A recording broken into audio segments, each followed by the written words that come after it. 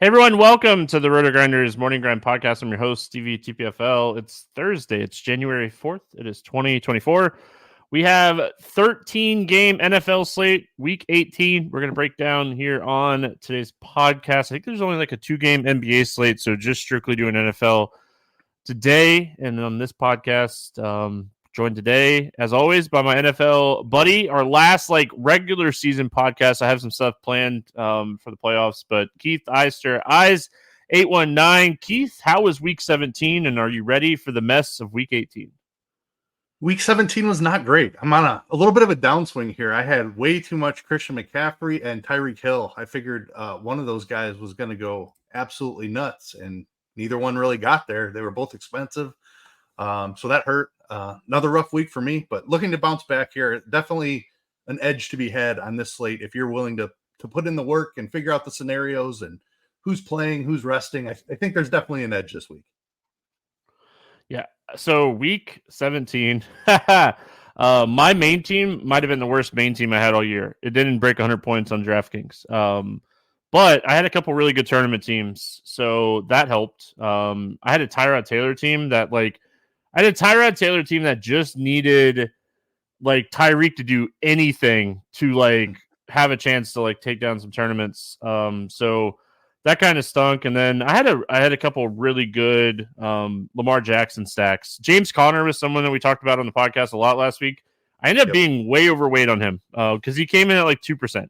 And I think I ended up with 15% James Conner. So I had a couple teams that needed just a little bit more. I had a team I think score 175 or something, and it had Tyreek. So it was just it was so close to being a good week. But I will say my main team, it was awful. Christian McCaffrey, Evans, Olave stack, just everything that I was on with my main team just ended up not being great. So luckily I am a tournament player, so getting a little bit of exposure everywhere in tournaments is always fun. And I don't spread it thin, but I had a tight core, and the core didn't do terrible. So betting, I got absolutely smashed in betting. So I am ready to bounce back with that. I talked about that on I think Monday's podcast with Will.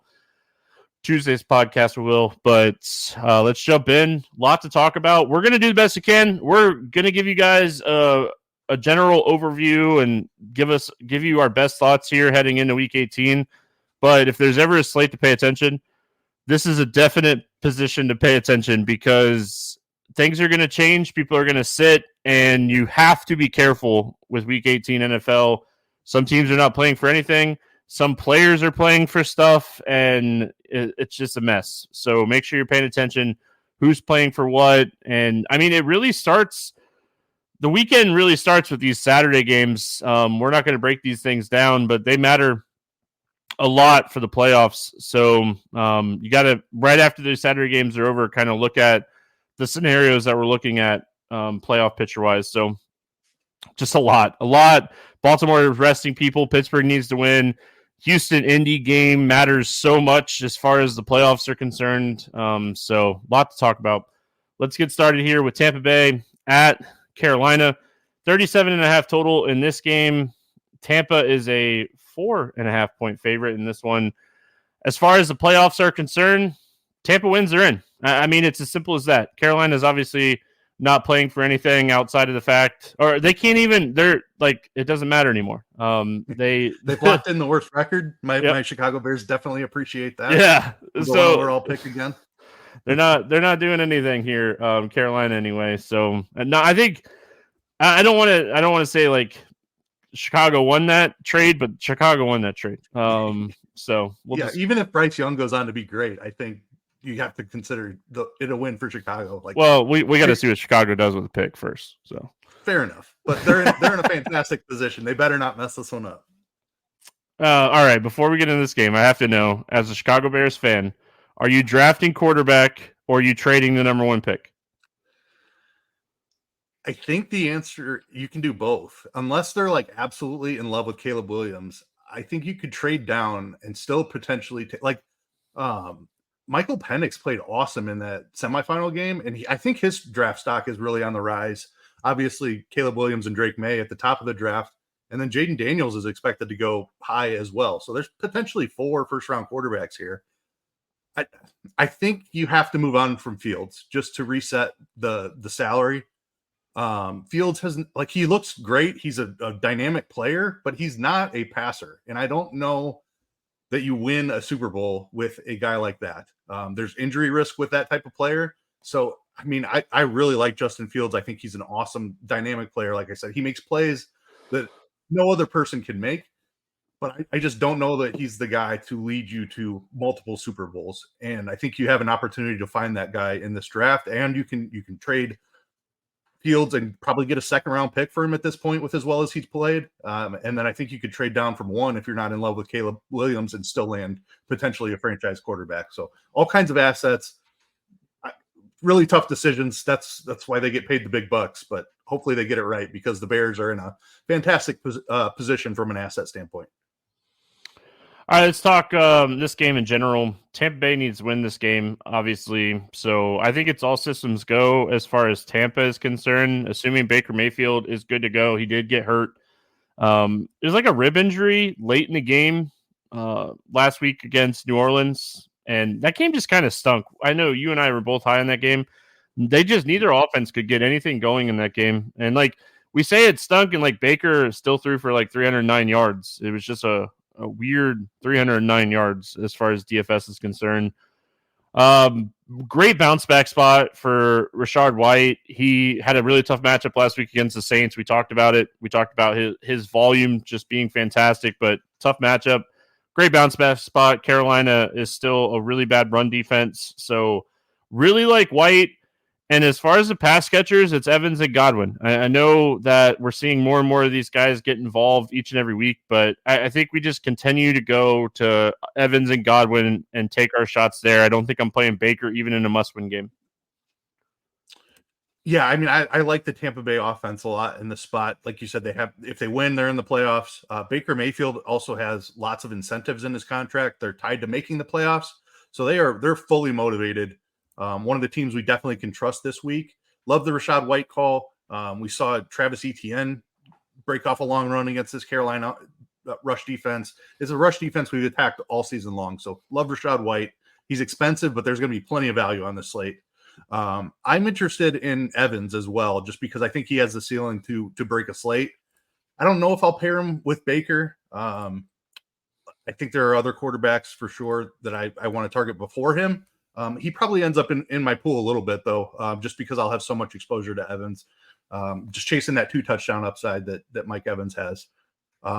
Definitely, I was a little bit surprised to see the spread only 4.5. That's a little concerning. Hopefully Baker's okay, and it doesn't mean that there's concern for Baker there, but I know they're on the road. But 4.5, Tampa Bay against the worst team in football, like, feels like it should be a little bit wider than that. Yeah, I think the line is more of Tampa has kind of fallen a little bit here down the stretch, but I mean they beat good teams down the stretch too. I mean, they beat Jacksonville, they beat Green Bay, they beat Atlanta, which I don't know if I'd necessarily call Atlanta a great team, but I mean, the last time these two teams played, it was 21-18. So, and then now they're on the road into Carolina. So, listen, if we see an edge, we take advantage of it, right? So, I like Evans. I'm with you on him. Like, he had a monster game earlier this season, 160 plus yards and a touchdown against this team. So he's always the upside wide receiver. I always play him over Godwin, even with the price. I think that Evans has a higher ceiling each and every week.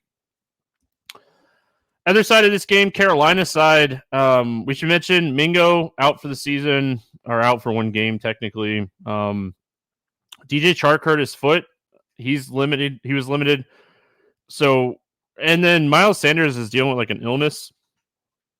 But we kind of expect, an illness on a Wednesday. He should be good for Sunday if they want him to play. Bryce Young looked terrible against Jacksonville.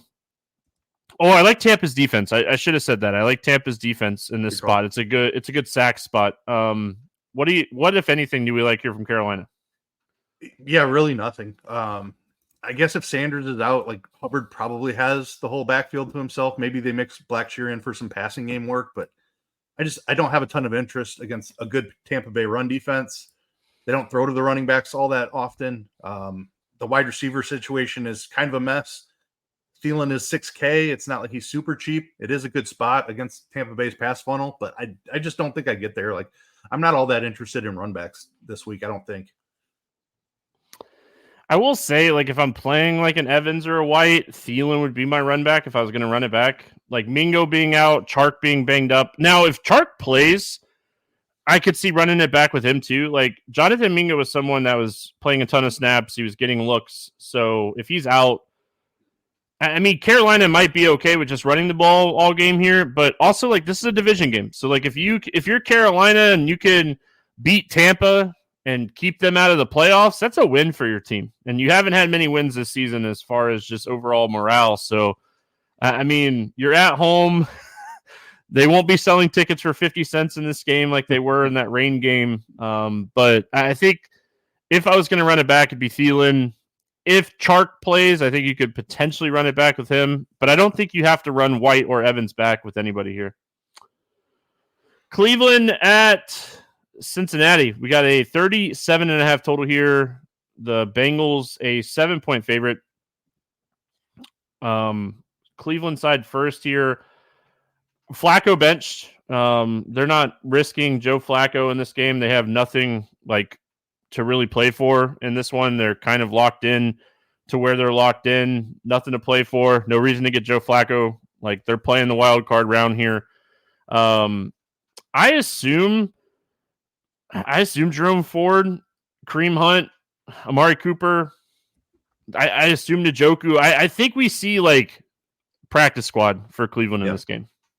Yeah, I agree with you. Like Jeff Driscoll expected to start at quarterback. Like, oh boy, like he's not a passer at all. I think that Cleveland they're content to run the ball. They'll do some design stuff with Driscoll. I think Pierre Strong is probably a cheap running back that you can look at just because of the volume standpoint. There's no way I'm trusting any receivers. Njoku, I'm sure rests here. Maybe Harrison Bryant, a cheap tight end that you can look at. I just don't trust Driscoll to be able to get him the ball much. If I'm playing anybody from Cleveland, it's probably going to be Pierre Strong. Yeah, I mean, Cincinnati was eliminated last week. They don't have anything to play for in this game either.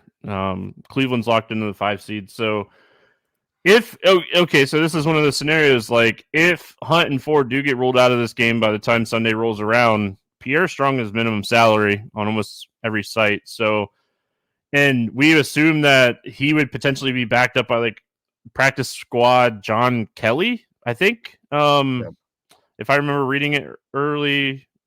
Yeah. So, I mean, why would they run out Kareem Hunt? Like, even if Kareem Hunt is active, I still might get a little bit of Pierre Strong in that scenario. Cincinnati's run defense has been terrible. We've talked about it a lot. So, yeah, I mean, overall, I have interest in Strong. But outside of that, I don't want to play Driscoll. And then on the Cincinnati side, we haven't really saw any news or reports here, but I mean, like with Jamar Chase banged up at the end of the season here, T. Higgins hamstring, I don't expect him to play whatsoever here. I assume Jamar Chase sits. I assume they play Browning, though. I don't think they really have a reason not to play Jake Browning in this game, but I do think he'll be missing Chase and Higgins. Any interest here in the Bengals side? I mean, if Browning is in there, I think he's a capable quarterback. I think you could look at guys like Trenton Irwin potentially.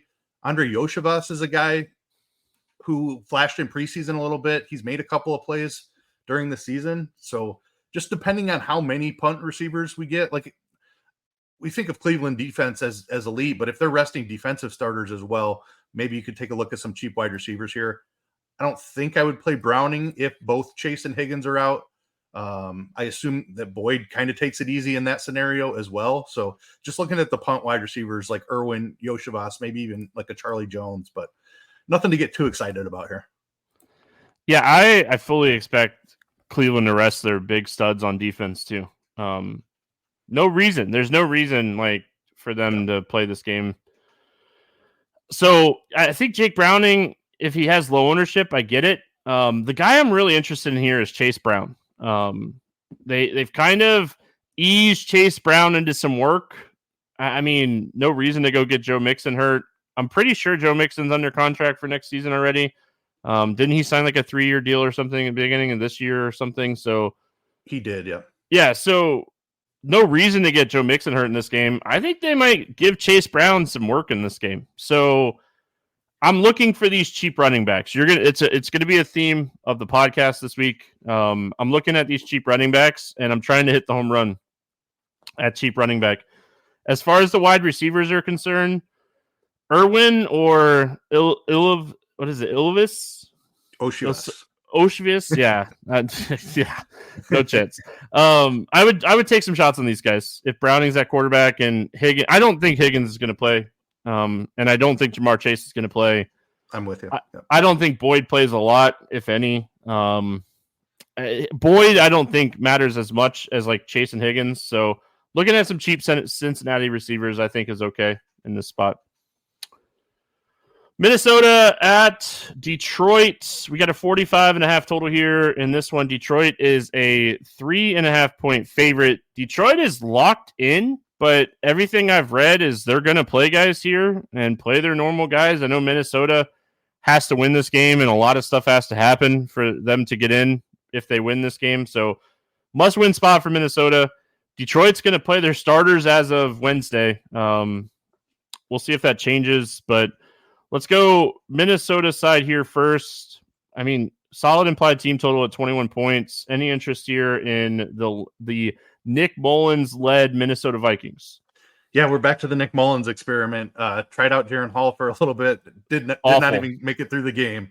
Looked really bad. That said, Justin Jefferson is back and healthy.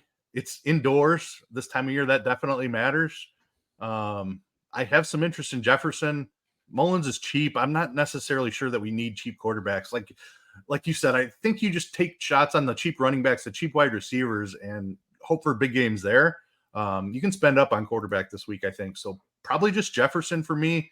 Not touching the tight end situation with Hawkinson out. I think Oliver's a capable guy, but Munt's been running just as many routes.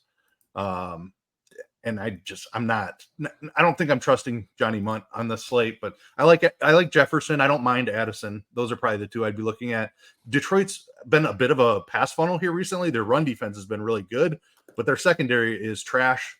So Jefferson, the guy here, I think Ty Chandler is a talented running back, but not the matchup for him. I'd be playing him for pass catching in this spot. And with all the cheap running backs, I don't think I need to go there. Just give me Jefferson.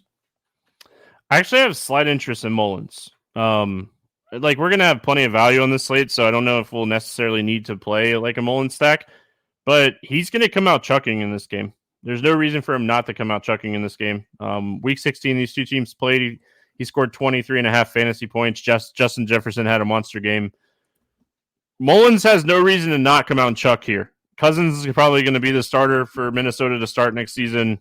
I mean, so Nick Mullins is like, hey, I got nothing to lose. Maybe I'll get a job somewhere. Or, there's no reason for Mullins not to come out chuck in this game. So I have a little bit of interest in him because, like you said, Detroit's run defense has been really good lately, and Minnesota has to win this game. So I know I'm getting 4 quarters out of somebody. And I mean, after what we saw last week from Jaron Hall, I don't see Nick Mullins getting benched at halftime in this game. So they do still have Dobbs for what it's worth, don't they? Yeah, but they keep putting him as the inactive third quarterback situation thing. So that might flip though with as bad as Hall looks. maybe Dobbs is elevated to number 2 here. I still think I'd take shots on Mullins. Yeah, I don't hate it at all. With the indoors against a bad Detroit pass defense, I'm with you there. I can get on board. I'd have interest in Detroit's defense in this game too, for what it's worth. With Nick Mullins chucking, he had a decent game against these guys, but he threw 4 interceptions last time they played. So let's go to the Detroit side of this game. No reason to play everybody here. As far as, I guess, isn't there a scenario where they could have a home game instead of an away game if they win this game or something? I think they can improve their seeding slightly, but they need a bunch of things. They need Dallas and Philly to lose to improve their seeding. Yeah. And with their matchups this week, that's not really likely. but it is possible.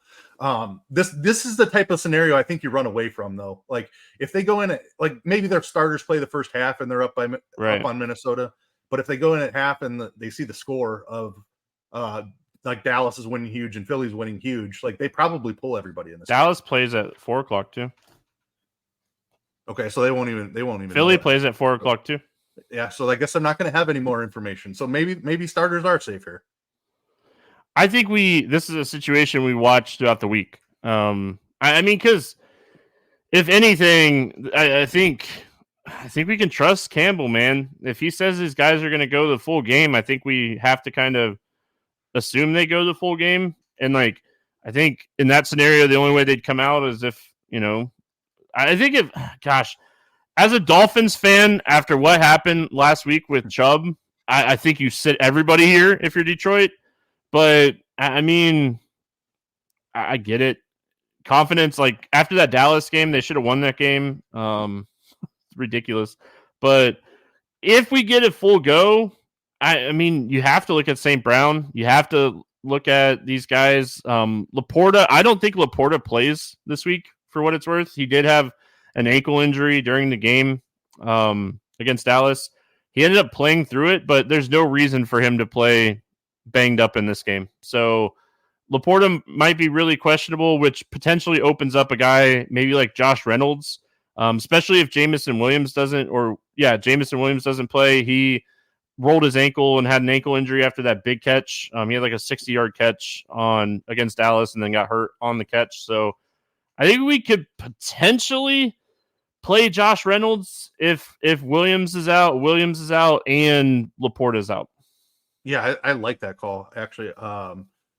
Like, Laporta runs a lot of, like, the underneath stuff, which is kind of where Josh Reynolds can win. Like, he's getting up there in age. He's not the deep threat that he used to be. So I kind of like that. Like, Josh Reynolds out of the slot. But Khalifa Raymond is still there. They do run him out of the slot a little bit as well. But I think either one of those guys could pop off for a decent game here. Reynolds, like, people forget that Reynolds has a relationship with Goff, too, from LA. So... all right, we got that game, and now let's go to New York Jets. New England Patriots, 30.5 total. New England's a 1.5 point favorite. Probably the worst game of the weekend. Wilson already ruled out, and Trevor Siemian a start. He ended up throwing for like 260 yards against a tough Cleveland defense in Week 17. Not a terrible game if you think about the matchup. Any interest here in the Jets? So we have some weather in this game as well, and obviously it's early in the week, but potential rain/snow mix we'll see as we get closer. Roth is kind of leaning to snow in this spot, which is actually better, but the winds are around 20 miles an hour as well. That's not ideal.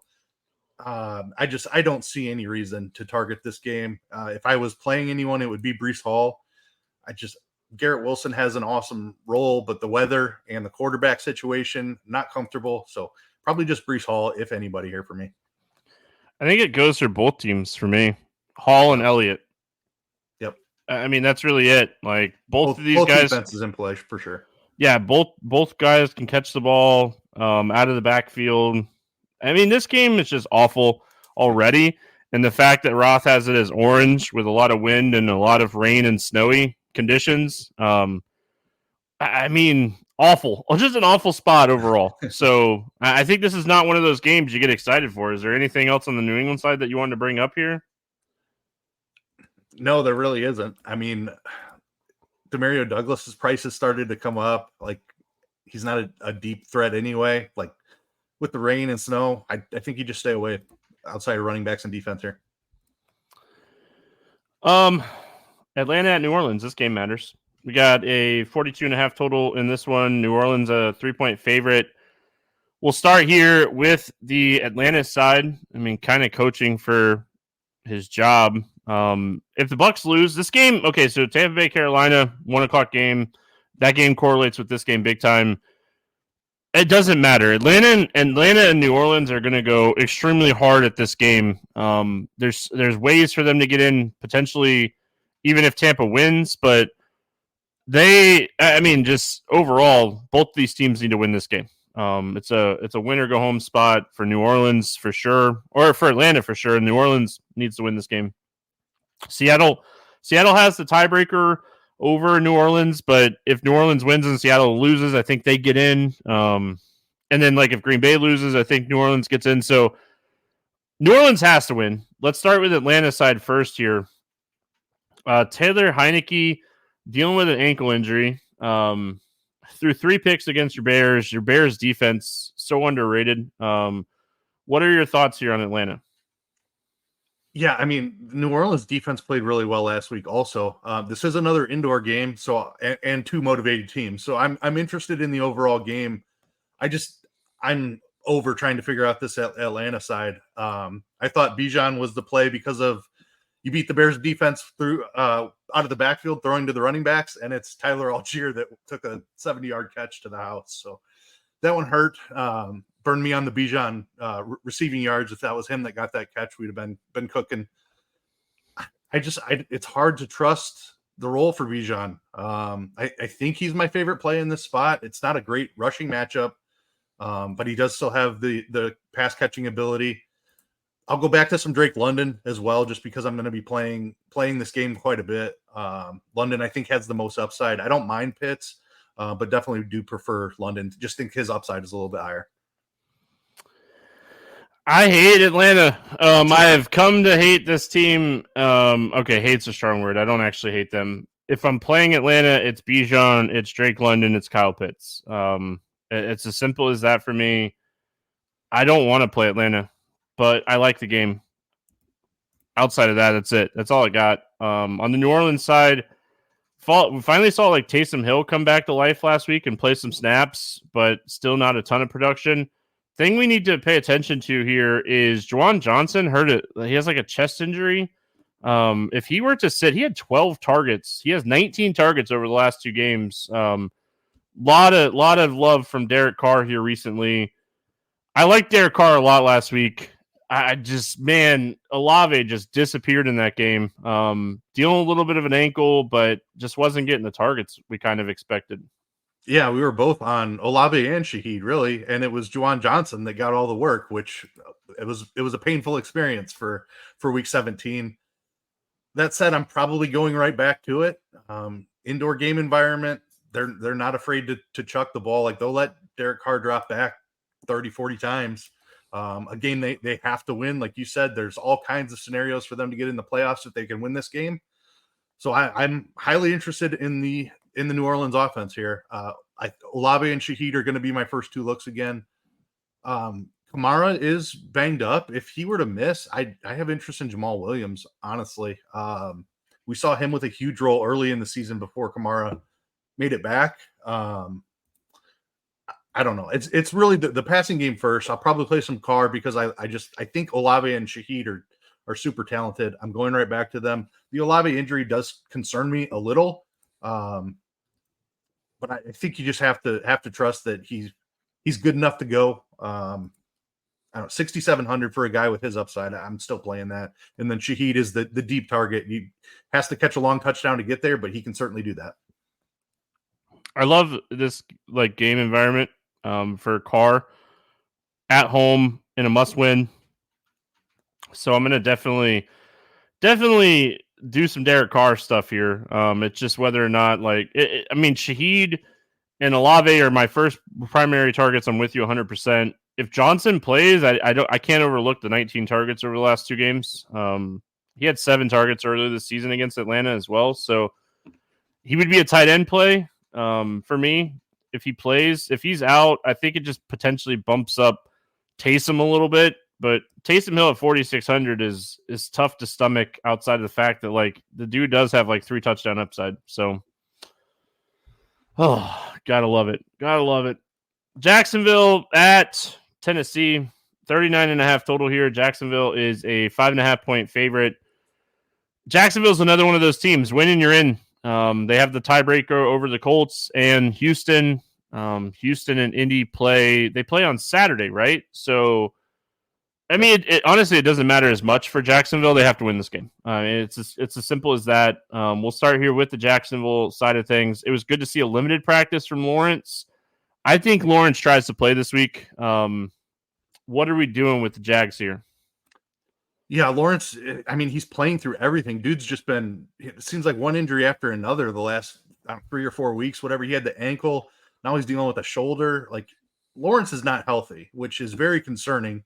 But he's a game they have to win. He's going to be out there, I think. Which gives, I think, Beathard didn't play bad, but Lawrence definitely elevates the passing game here. Christian Kirk is minimum price, and they opened his practice window. So Christian Kirk has a chance to return. Like, even if he's limited, Christian Kirk at minimum price, you have to have interest in. If he's active, he probably ends up being really, really popular here at minimum price. I think you can play some Calvin Ridley for sure. Zay Jones is still on the injury report. 8 targets for him in the last game he played. He's missed 2 weeks now, I think. So if Zay Jones were to make it back and Christian Kirk makes it back, this is a messy situation. And it's really hard to talk about how to handle it without knowing the injury news right now. But I am interested. It's a Tennessee defense that not playing for anything, a pass defense that we've attacked all season long. So I'm highly interested in these wide receivers, especially at the pricing. Kirk at minimum price, Zay Jones at 3,800, even Calvin Ridley very much in play. And Evan Ingram has one of the best roles for the tight end, also in the entire league. So I'm highly interested here. You have to see how the injury stuff shakes out, but I will definitely be paying attention to Jacksonville news. Very interested in the Jags defense in this game. The Jags defense has really got after the quarterback this season. So very interested in the Jags defense. I will say, as far as the offense goes, Ingram's probably my favorite play from this game from Jacksonville side, because I don't think it matters who's at quarterback. He's going to get his looks, whether it be Beathard or Lawrence. If Lawrence is banged up, Ingram might get even more look in this game. So a lot of interest in Evan Ingram in this one. And then Christian Kirk at minimum salary is a fantastic call. I read a report earlier today that they're hopeful that he'll play this week. As far as Tennessee is concerned, I did read something earlier, and I have it up. I took a picture of it on my phone. Hold on one second. There's something. Hopkins needs 7 catches for $250,000, and he needs 49 yards for $250,000, and he needs 2 touchdowns for $250,000. So we might see whoever's playing quarterback this week just chuck it to DeAndre Hopkins.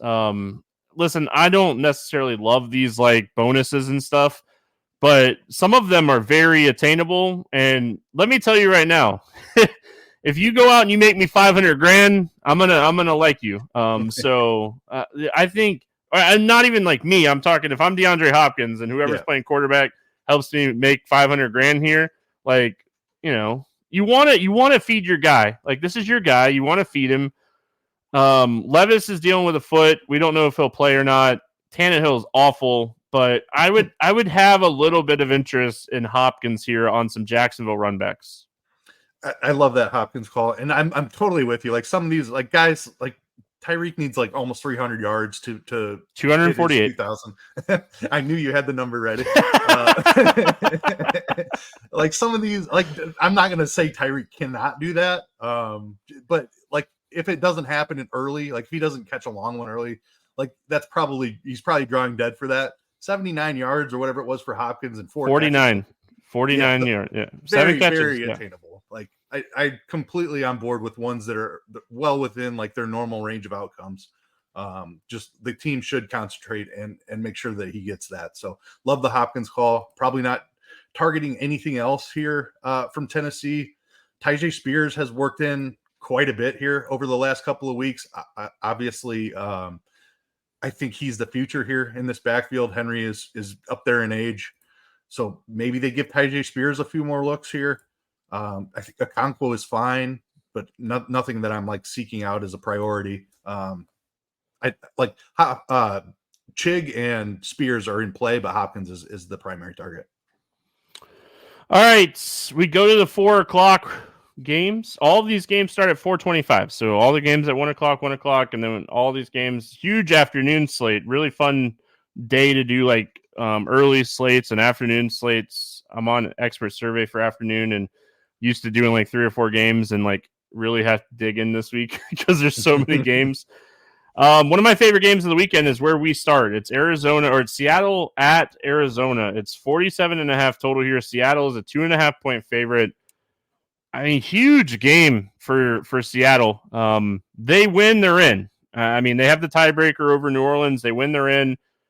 Arizona coming off of a huge upset last week against Philadelphia. I gave out Philly minus 10.5 last week. It was one of the bets that I bet and liked a lot. Kyler Murray getting the boost of confidence from the coaching staff this week as he's our guy moving forward kind of thing.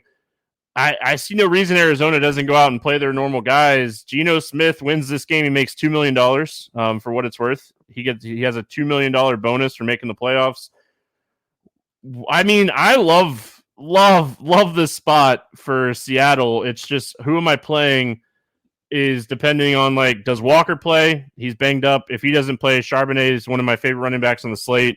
I love DK Metcalf. I'll play some GSN and Lockett as well. This is a great spot for Seattle. Yeah, and I am definitely with you here. Good weather in Arizona as well. They have the roof as well. Another indoor game here. The running back situation, like, Arizona is very susceptible on the ground. So if Kenneth Walker is playing and unowned, I'm going to be really interested in that. If he's out, I agree Charbonnet is a fantastic play. Like, Walker at 6,500 and he's like splitting the backfield. Not a guy you would think, oh, we need to play some of him, but he has big playability. And this Arizona run defense is a team that will give up big plays. So if we get Walker really low owned, I still have interest there if he plays. DK Metcalf definitely has the upside at the wide receiver position. JSN has been extremely involved here recently. Just 2 targets last week, but before that, like, he's running a bunch of routes. I think that I prefer him over Lockett even. Like, Geno just has seemed to look his way often outside of the game last week. But I'm just kind of going to overlook that and trust the roll here. 4,800 for Smith and Jigba, I think is really good. Lockett's just not winning individual matchups anymore. It's as simple as that. I think DK has the highest ceiling in this game. I love the spot for him. And then you mentioned the running back situation is definitely interesting. Like, Arizona, both these run defenses are terrible. Let's go to the Arizona side. Our boy James Conner did his thing against Philadelphia last week. I'm going right back to the well. Seattle has allowed 170 rushing yards on average over the last 5 games. They're the worst run defense in the league over the last 5-6 weeks. Love James Conner here at 6,100, very underpriced. And they gave him 26 carries last week in a meaningless game against Philadelphia. I have no reason not to think that they don't run him out here and, like, see what they got, in this team. Yeah, I'm right there with you on Conner. The role is incredible. They don't seem to be scared of running him into the ground at this point. So why not jump on? The passing game, I think it's still Trey McBride as the number 1 option here. The wide receiver situation, Dortch got a price bump. I think he's still playable. I'm just a little bit concerned about ceiling, especially when we're going to have so many cheap wide receivers on the slate. Michael Wilson finally caught a pass after he was seeing decent targets. Had four catches and a touchdown last week. I think you can go back there, but I'm with you. Conner is my favorite play here. It'd be McBride first in the passing game. Yeah, McBride for me is the top overall guy. I think Dortch, and I don't know if I touch anything else. I don't mind the Kyler Murray play here, but I would much rather play Geno on the other side if I was going to play a quarterback in this game. Murray will probably make my list. I just don't know if I end up getting there or not. All right, Chicago at Green Bay, 44.5 total here. Green Bay, a 3-point favorite in this one. I know there was a bonus for Jordan Love if he made the playoffs as well. I think it was like $500,000 or something if he made the playoffs. And Green Bay's in a position, they have the tiebreaker over Seattle and New Orleans, so they win, they're in. Chicago not playing for anything. They know what pick they got next year in the draft. What are your thoughts? They want to win this game. They want Carolina to have a worse pick. So, what are your thoughts here on Chicago? Well, they still own their first pick Oh, also. you're right. You're right. Yeah. They do. Yeah. But I still think they're motivated to win just because like jobs are on the line here. Oh yeah. Eberflus did get the vote of confidence saying he would be back next year, or at least that was a report that came out. I think it was from Rappaport that put that out there. But Eberflus probably safe for next year. I think Getsy, the offensive coordinator, is very much in danger though. So I think the Bears are going to come out and try to win the game. It's their biggest rival as well, who is in contention for the playoffs. So that means something to a team. Just like burning their rival and keeping them out of the playoffs would mean something. So I'm playing this like the Bears are motivated. Like Fields might be playing for, like he might be auditioning for teams to trade for him and things like that. So I do like Fields a good amount. I'm not scared of the Green Bay defense. Weather looks okay for Green Bay this time of year. Just pulling it up. Yeah, Roth didn't even write it up. So I'm sure it'll be cold, but assuming winds are very low, outdoors and cold doesn't bother me near as much as precipitation and wind. So I think we're safe here. Fields really gets it done on the ground a ton anyway. So he's in play just for his rushing upside. DJ Moore is the very obvious target. There's a chance that Cole Kmet misses this game as well, who has seen huge targets. If Cole Kmet is out, we could see potentially like 15 DJ Moore targets. I don't think that would surprise anybody. The Green Bay run defense has been really bad as well. And last week, the Bears did make Foreman a healthy inactive. If that happens again, I think you're safe to go back to Khalil Herbert. 5,700, 18 and 20 carries the last 2 weeks. He's pretty clearly ahead of Roschon Johnson, I think. So I do like Khalil Herbert a good amount as well. Herbert's on my list. I think obviously you got to see the Foreman news or not, but if he's inactive again, no reason not to have Herbert in this game. Green Bay's run defense is a run defense we've been targeting a lot this season. 38 attempts over the last 2 games, ran over 100 yards in back-to-back games, gets a great matchup again. He had a tough matchup. Atlanta's run defense is solid. It's not a terrible run defense by any means. On Pro Football Focus, they're still graded as one of the top run defenses in the league. So much better spot here, coming off of a really strong outing against Atlanta. I know he had one long run, but I like Herbert a lot in this game, assuming that Foreman's inactive. Watch that news. Green Bay side, I mean, the wide receiver room is just banged up. I mean, we want to take some shots on Jaden Reed because he's been fantastic, but I mean, him, Watson, Wicks, they're all banged up. It's like, who's going to play in this game? The whole Green Bay offense is banged up right now. Yeah, it's really tough. Like I truly believe the Bears have a chance to win this game outright. Their defense has been playing incredible, very solid against the run all season long. And ever since they traded for Montez Sweat, they've had a pass rush. Their secondary has been locked. Like Jalen Johnson's been one of the best corners in the NFL. Just a really good secondary as well over the second half of the season here. This Bears defense is really strong, and I completely buy into what they're doing here. It's essentially the trade for Sweat and Eberflus taking over the play calling for the defense. They've been playing outstanding since those two things happened. I want to play some Bears here, so I'm looking like if Christian Watson makes it back, I think I probably take shots there at 4,700. Guy gets hurt all the time, so that's a little bit scary. But I mean, the upside there is intriguing to me. I think that you can look at Tucker Kraft again at the tight end position. And then we talked about it a little bit last week in the matchup against Atlanta, but pass catching running backs are a way that you can still beat this Bears defense. So assuming that Aaron Jones is out there, another guy who's dealt with injuries all season long, but a very talented pass catcher out of the backfield, I have slight interest in Aaron Jones. I will say, like, Jaden Reed's injury, I think that he could have came back in that game. He went in negative x-rays on his ribs. They were very handily beating Minnesota in that game. I think if that game was close, Reed comes back. So I think Jaden Reed at 5,700, very much in play again. Love is just locked in on him. So, I mean, like, Jordan Love, when he's playing really well, he looks great. When he looks terrible, he looks awful.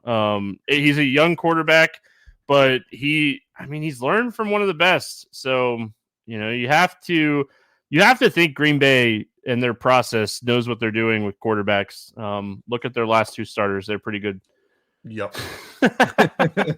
Keith knows. He's a Bears fan. All right, we got Kansas City at LA taking on the Chargers. Kind of Kansas City, anyway. 35 total in this game.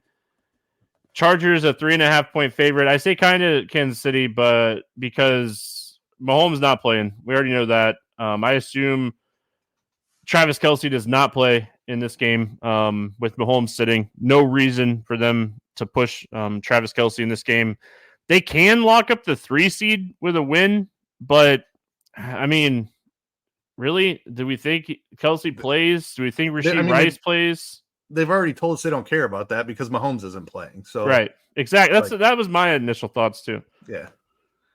So I mean, do we think they sit people? Probably. We're gonna see good old Blaine Gabbert, baby. Do we like anything here for the Chiefs? So I mean, it's an awesome matchup against the Chargers. I'm with you though. I don't think Rashee Rice plays. I don't think Travis Kelce plays. Who does that? And I don't think Isaiah Pacheco plays. So that leaves Clyde Edwards-Helaire potentially. He's 4,900. If he's the only guy left in the backfield, sure, why not? Like, is McKinnon going to make it back for the playoffs, or do they actually need CEH for the playoffs? It was a groin, so I don't know. I think he probably can be I'm pretty sure he can be activated next week. Yeah. So if McKinnon is back, CEH probably doesn't see any work in the playoffs. So potentially could see significant work even in this like scrubs game. I don't think I'm touching any receiver pass catcher attached to Blaine Gabbert. So it's just CEH that I'm keeping my eye on. And that's only if Pacheco and everybody's out. I will say if Kelce sits with Blaine Gabbert at quarterback, I would potentially put Noah Gray in my player pool. Chargers defense is awful. We already know that. So Blaine Gabbert, check down Gabbert.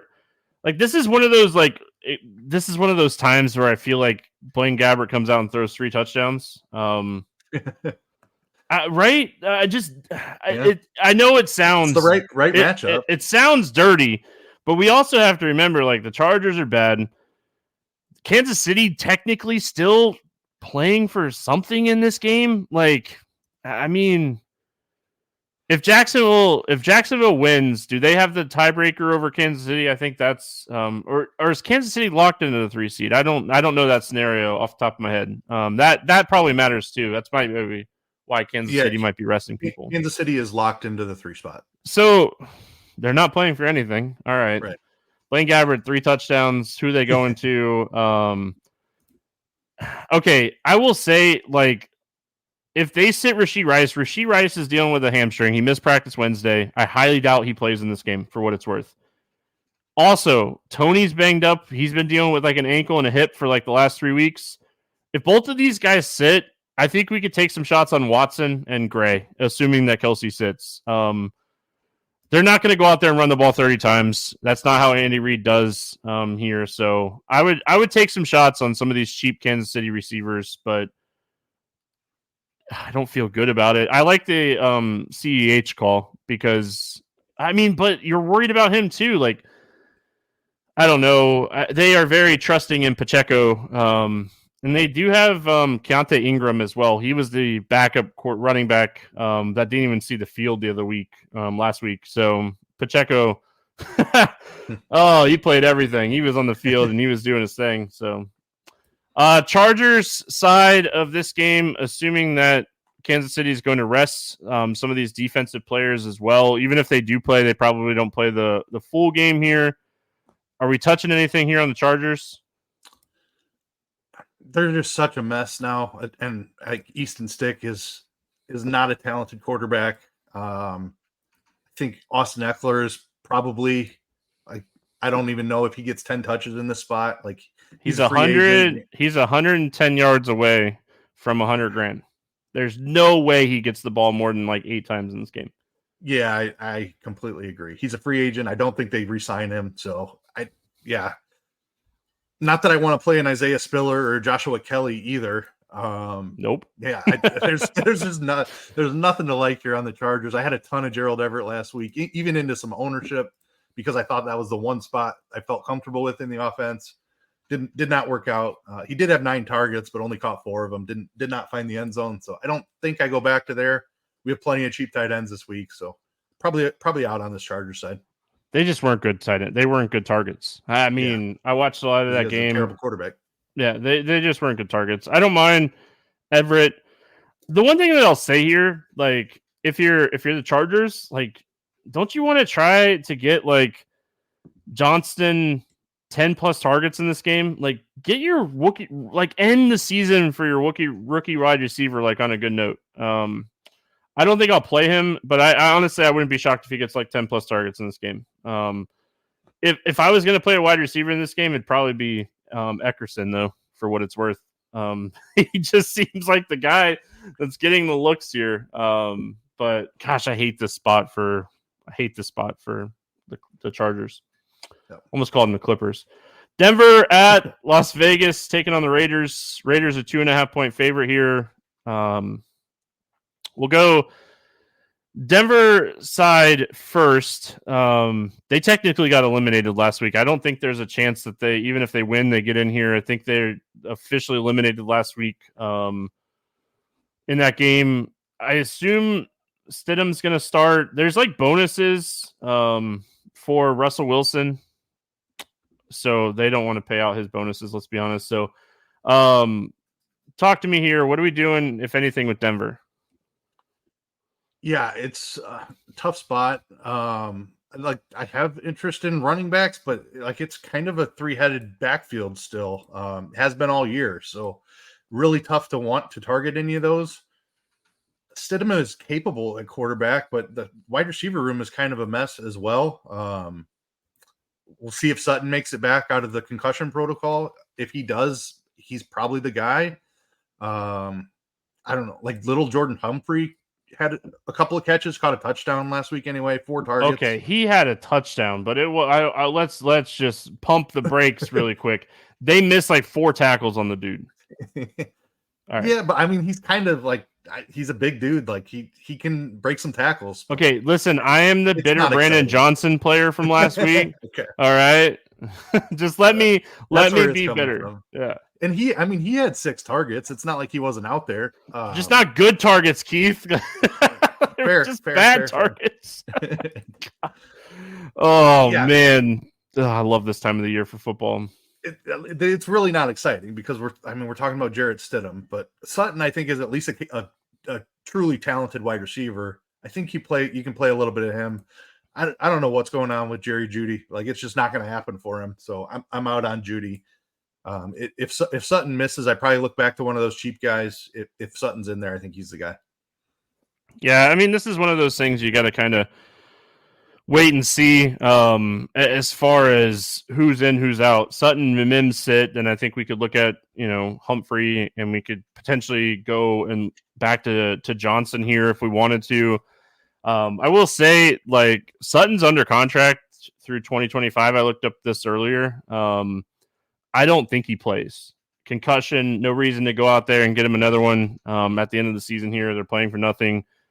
He's under contract with you for the next couple years. I think Sutton sits. Mims, I think that there's a chance that he plays. But Jerry Jeudy, like you said, he had a 40-yard catch. If not, it would have been a really bad game. So, man, gosh, Johnson, I needed that. He got tackled at the 1, Keith. He got tackled at the freaking 1. Anyway, Vegas side, I'm going to play some Devontae Adams. I tweeted this out last week. I was just like, what? Like they're committed to this dude, and he had 21 targets. Yeah. And like he came out, and there was a news press conference, I think today or yesterday, where he's just backing the coach and wanting the coach to be the guy. And I mean, 21 targets for Devontae Adams. I think we're crazy not to at least consider him here against Denver. Yeah, that's a crazy workload. Shout out to Derek Carty, the Blitz. Like he had a monster projection on Adams last week, and I was like, nah, I don't want to do that much. Should have done it that much because 21 targets is a nice workload. That's 2 games worth of work for even elite guys. So yeah, go right back to that. If Josh Jacobs misses again, I really like Zamir White. They clearly trust this guy. 20 carries again. And then he saw work out of the backfield. That was the big thing last week is against Kansas City. He only saw 1 target out of the backfield, but caught 5 passes on 6 targets last week. So if Jacobs is out again, and I tend to think that he will be, no reason to push him, that Zamir White is a fantastic play at 6K. Yep. Denver's run defense, something that we love to pick on. So no problem, taking some shots here. Denver's defense in general just hasn't been great this year, but their run defense is really bad. So if Jacobs does sit, and we kind of expect Jacobs to sit again. So I assume White gets the start. I'll play some White. I'll play some Adams, and that's really it for me. I don't think I have to touch Myers or any of these other guys. Mayer banged up right now, dealing with the toe. Don't expect him to play. Not playing Hooper or any of these other guys. So Adams, White, that's it for me on Vegas. Philadelphia at New York facing the Giants. 41.5 total here. Philadelphia, 5.5 point favorite in this game. Any interest here in Philly? Are they resting? No, they still have a chance to win the division. They have a chance to win the NFC. Yeah. Right? No. 49ers locked up the 1 seed. Okay. They do still have a chance to beat Dallas for the division, though. So correct. They have to win, and Dallas would have to lose. Yep. And Dallas has a really easy matchup. So this might be a halftime situation, right? Yeah. That thing that I was mentioning earlier. Exactly.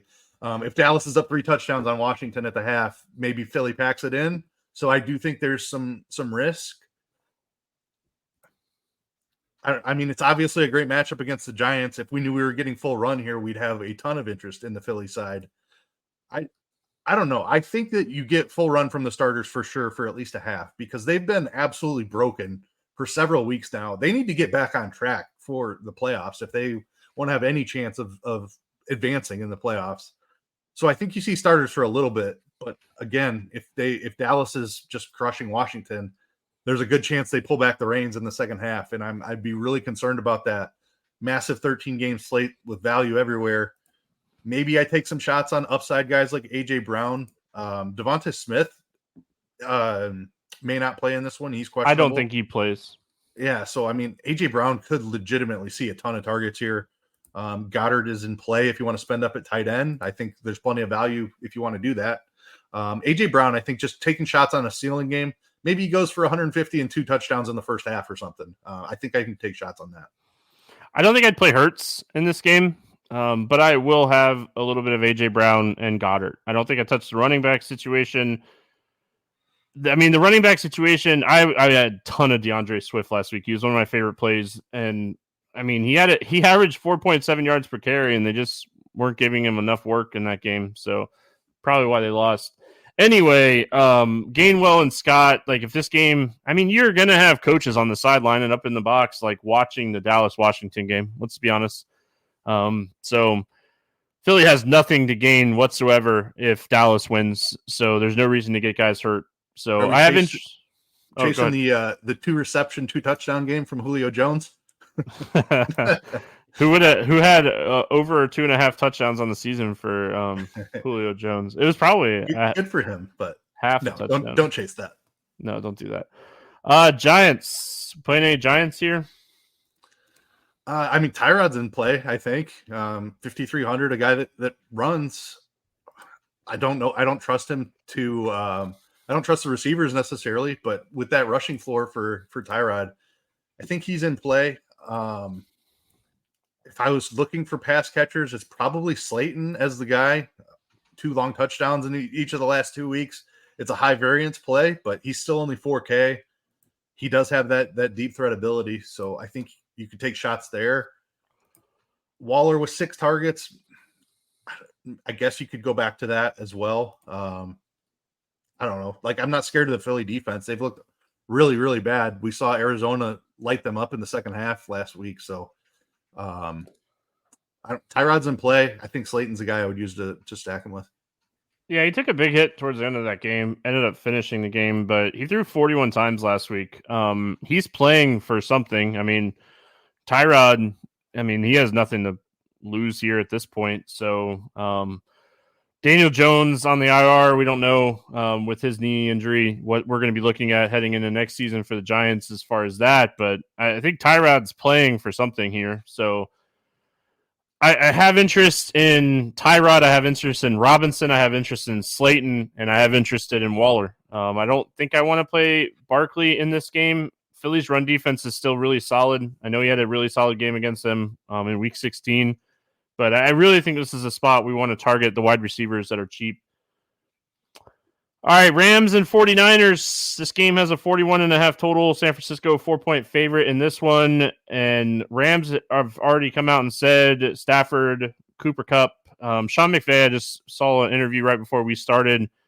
It sounds like they're going to try to get Puka the record. I think it's 4 catches and 29 yards for the rookie receiving and reception record. I would assume after he gets the record, they pull him in this game. They basically, Sean, if you like search on Twitter or X, and Sean McVay basically says they want to do something special for Puka, but they're also going to be careful. So in my words, in my head, that's let's get him early catches in this game and get his butt off the field. My question to you is, are we taking any Carson Wentz this week? I don't think I can do it, man. I know San Francisco's probably resting defensive guys, and he's going to get a second team defense out there, but it's Carson Wentz. He's not going to have anybody once Puka leaves the game. Like Demarcus Robinson's been really good recently, but I'm not sure they don't rest him as well in this spot. So if you're using Wentz, I think you're looking at guys like Tutu Atwell, maybe Skowronek, maybe tight end Davis Allen in play. Like, definitely, I don't think I'm playing Wentz with guys like Puka or Demarcus Robinson. I'd be too concerned that they only play the first quarter or something like that. Completely agree with your sentiments there that Puka's getting his records and getting out of this game. So I don't think I'm playing Wentz at this point. If I do, it's going to be with cheap guys like Atwell or Davis Allen. Yeah, Puka, I mean, he could get 5 catches for 60 yards and a touchdown, and that's not enough at his price. So right. It's not preseason NFL where like 17 points is great. So I really like Tutu Atwell in tournaments here. We saw him look really good early in the season with Cooper Kupp off the field. Demarcus Robinson has taken his job. Even if Demarcus Robinson plays, I don't think he plays a lot in this game. I think Tutu Atwell is a really strong large field tournament play at 3,300 this week. San Francisco, hey, they're resting people too. Brock Purdy going to take a seat on the bench. We know Christian McCaffrey is going to be out for this game. Sam Darnold at 5,200 going to get the start here. Sam Darnold might put up some numbers in this game. Wouldn't shock me. The guy that I have the most interest in this game, though, is Jordan Mason at 4,600. Christian McCaffrey already ruled out. Elijah Mitchell dealing with an illness, but he's been banged up all year. They really like this guy. No reason to get him hurt this week. I think we're going to see Mason get 15-plus touches this week. Yeah, I think he's going to be a popular choice, and rightfully so. Like, he could have the entire backfield here. I'm sure they'll elevate somebody from the practice squad like TDP, Davis Price. But I still think that Mason gets the bulk of the carries here. Sam Darnold is a capable quarterback, so I have some interest in the passing game here as well. Again, I wouldn't definitely not playing him with stars. It's not Debo, it's not Ayuk, it's not Kittle this week. You're looking at guys like Ronnie Bell. Maybe Chris Conley gets a call from the practice squad. Juwan Jennings even, I think, is a little risky. He has a concussion. Yeah, I mean, he might not even be active, but they activated. It was like Tay Martin was active for Week 17 off the practice squad.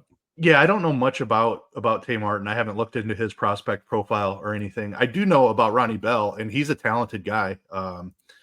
He's very much in this run after catch mold that the 49ers absolutely love. Like, he's a Debo Samuel type of guy. So Ronnie Bell is somebody I'm actually quite interested in. Ray McLeod should be activated for this game. I don't know if I think they're going to try to get him maybe a few reps in this game before the playoffs. They love him as a return man.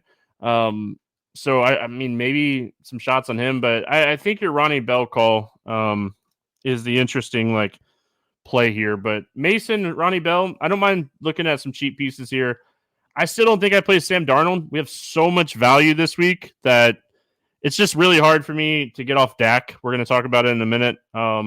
He's just the guy, like, let's get to it. Let's just talk about it. Last game on the slate, 46.5 total. Dallas, a 13.5 point favorite. Dallas wins. They win the division. They lock up the 2 seed. I mean, big game as far as playoffs are concerned when you're playing at home and on the road, especially when you're a team that's just been phenomenal at home. They get one of the worst defenses in the NFL. Washington, 31 overall DVOA, 32 against the pass and 31 against the run. Dak, I mean, this is your time. You've been awful on the road all year. Go beat Washington and beat them by a lot and lock up your 2 seed. Yeah, I mean, Dak has to be the highest upside quarterback on the entire slate. CeeDee Lamb, the highest upside wide receiver on the entire slate. Just an awesome spot. We've targeted this Washington defense all season long. They have absolutely nothing to play for. They're at the top of the draft with one of the worst records. And their defense has been absolutely brutal since the trade deadline when they traded away their 2 pass rushers. So it's wheels up for this Dallas offense. Outside of Lamb, I have interest in Brandon Cooks, Jake Ferguson very much in play. I still don't know that I have a ton of interest in Tony Pollard. Like, there's still things to be desired there. He doesn't look as explosive. He has looked a little better recently. Still doesn't look like he did last year. They still mess around with Dowdle down in the red zone. I just, like, as a double-digit favorite, you think you would want to just jam in the running back, but I do have some reservations on Pollard. I'm much more on Dak in the passing game here. Deuce Vaughn got put on the IR. Dowd is, like, banged up as well with the ankle. If we're looking at, like, a practice squad backup running back, I would have interest in Pollard here. I also like Pollard with the Dallas defense in this game. Like, my thing is, I don't think Dak gets benched in this game until they're up by, like, 4 or 5 touchdowns. So I think that he's going to have enough production upside for me to play him at 8K. I think he has one of the highest floors on the slate. I think CD is one of the best wide receivers on the slate. I just don't want to overthink this spot. Dallas has to win this game. Why are we not playing their stars? Kind of spot. Yeah. I mean, they might score 40 points at the half, and they only play a half, but you still got 40 points out of the offense. Yeah, like I said, I think they got to be up by like 4 or 5 touchdowns before they take out Dak in this game. Agree. Yep. Sam Howell going to get the start here. Hey, good for him. Good for him for finally, like, letting Terry McLaurin make a play on the ball. There's nothing I want to touch here on the Washington side of this game. I mean, Dallas is going to be playing their studs in this game. Sam Howell stinks. He's getting sacked a ton. I'd almost want Jacoby Brissett to be playing this game for me to have some interest in McLaurin and these guys. But if anything, McLaurin or Samuel, but I really don't want to play Washington. Yeah, I love the Dallas defense call because we know Sam Howell takes all the sacks. They were unable to push back against San Francisco whatsoever, and that's part of what hurt me so much last week is San Francisco just didn't need to press the gas pedal at all. Dallas is going to want to make sure that they're up in this game. I don't necessarily think they need Washington to push them, so not looking for run backs necessarily. If I were, it would be Terry McLaurin. I still believe he's the most talented receiver in the room. But I don't think I need to run back the Dallas stuff. I think they could just absolutely blow Washington away in the spot. I will say, now that we broke down the slate, my quarterback situation is very tight this week. I don't know if that changes as the week goes along, but really like Geno and Dak, and then on the like flip side, Mullins, Carr, and Tyrod. So I don't think my quarterback pool is going to be very high this week. All right, let's play the morning grind game for the last time this regular season. Like I said, we got some playoff stuff planned. Keith, quarterback for 300 plus passing yards. You cannot use Dak Prescott. Let's see here. Give me Baker Mayfield. Must-win game for Tampa Bay. Has playoff incentives and passing yards incentives tied to him. He has a lot of incentives. Yes, like he signed a very incentive-laden deal, so he can make himself quite a bit of money this week. Give me Baker Mayfield. Yeah, I mean, you don't see those commercials anymore, so Give me Geno. I think Geno is going to air the ball out. I'm worried a little bit about how bad Arizona is against the run, but must-win game for Seattle. Low-owned running back for a touchdown. Again, we're looking at ownership on, technically Thursday now, but our first initial ownership here on Wednesday. What do you got for us this week? So I originally had the guy I took last week that worked out really, really well. But as we talked through it, if Ken Walker plays, I'm going to play some Ken Walker. Just because I want to attack this Arizona run defense. They've been brutal all season long. If he doesn't play, you know who the guy is. That's probably the guy on your list. So I'll go Walker and let you go from there. I think James Conner is going to be chalky this week. Sure. Do you? Yeah, unfortunately. Yeah. I'm going to go Mason from San Francisco. I know a lot of people might play Elijah Mitchell in this game. I just don't think they want to get Mitchell hurt. So I think Mason finds the end zone. Quarterback, wide receiver stack for a touchdown. It can't be Dak Prescott, CeeDee Lamb.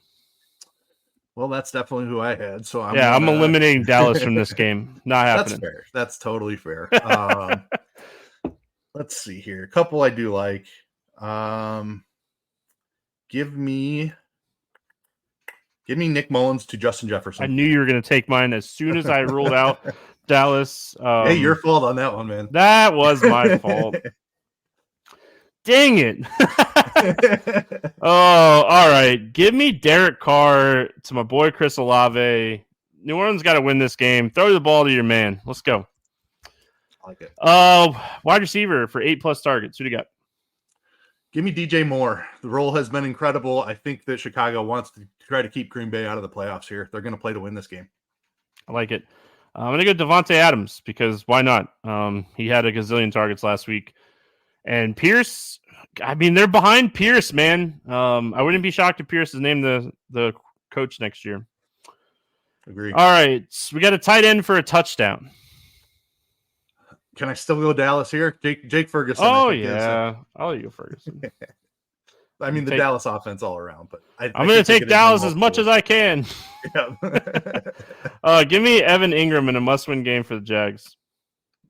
Love it. Defense for 10+ points.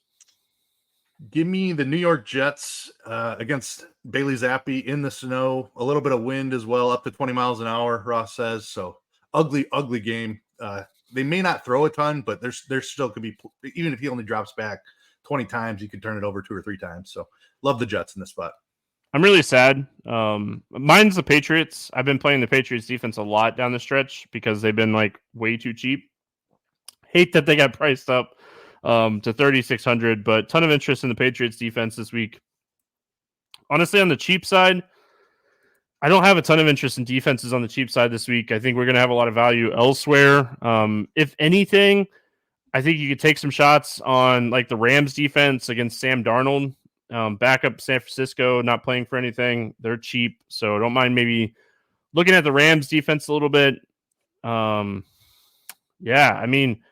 If you want to get super contrarian and you think Trevor Lawrence is hurt, maybe take some shots on the Tennessee defense division game if they can keep their divisional rivalry out of the playoffs. But yeah, I love the Jags defense, like Tampa Bay, Detroit, like you mentioned, the Jets, Dallas defense up towards the top in a great spot too.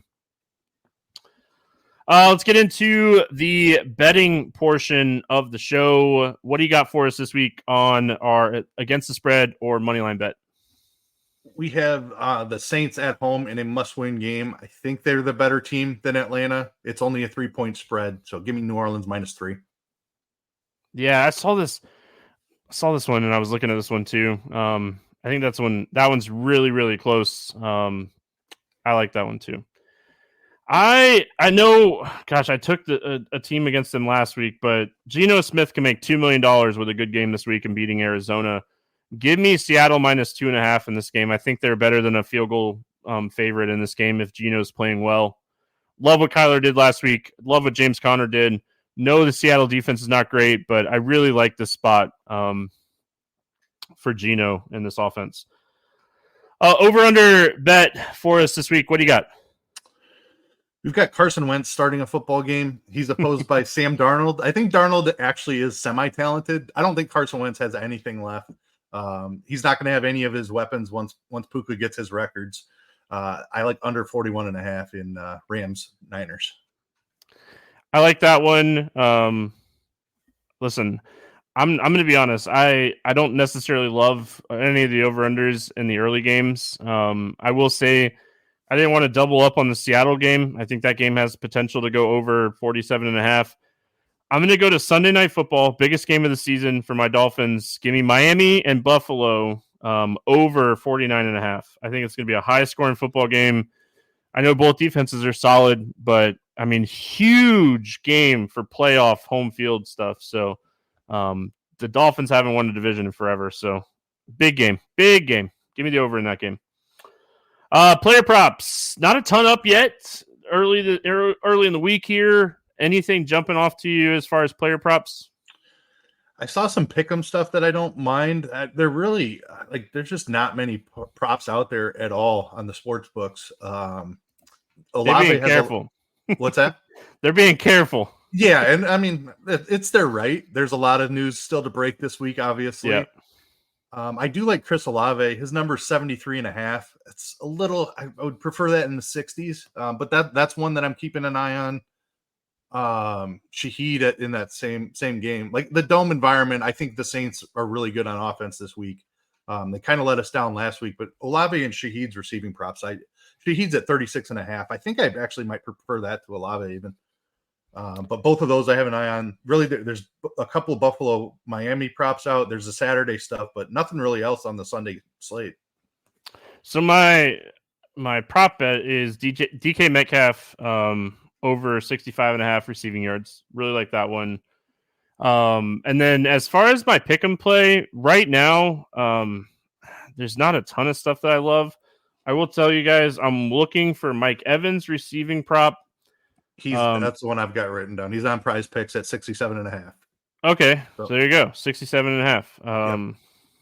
Let's pair that. We'll do our morning grind 2-pick play here. Mike Evans over 60 or more than 67.5, and DK Metcalf more than 65.5 in that one. So that'll be our morning grind 2-pick play to end week 18. I will say I really want to see James Conner's rushing prop, and I want to see Khalil Herbert's rushing prop from Chicago. Those are two that I'll be looking for throughout the day tomorrow as props start rolling in. Keith, any final thoughts before we get out of here?